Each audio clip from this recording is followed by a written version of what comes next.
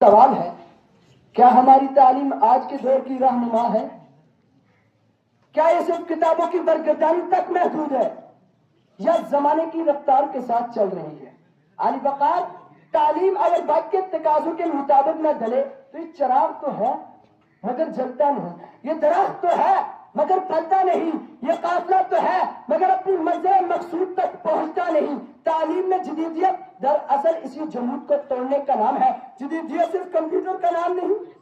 یہ صرف مشین کا نام نہیں، یہ صرف انٹرنیٹ کا نام نہیں، بلکہ یہ تو سوچ کا زاویہ ہے، یہ علم کو عمل میں بدلنے کی طاقت ہے، یہ تحقیق کو ایجاد میں بدلنے کی جستجو ہے، یہ الفاظ کو حقیقت میں ڈالنے کا ہنر ہے، یہ سوال کو جواب میں بدلنے کی ہمت ہے۔ یہ وہ جدید تعلیم ہے جو نظریے کو تجربے سے جوڑ دے، جو صرف حفظ نہیں بلکہ فہم پیدا کرے، جو صرف نوکری کے لیے نہیں بلکہ خدمت خلق کے لیے تیار کرے۔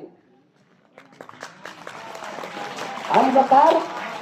اگر ہم تاریخ پر نظر ڈالیں تو دکھائی دیتا ہے جن قوموں نے اپنی تعلیم کو جدید رنگ دیا وہی دنیا کی قیادت پر فائز ہوئی۔ ذرا جاپان کو دیکھ لیجئے،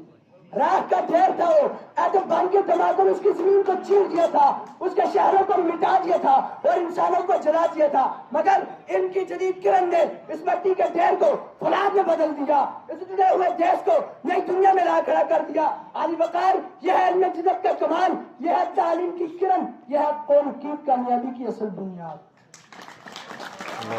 چین کو دیکھ لیجیے،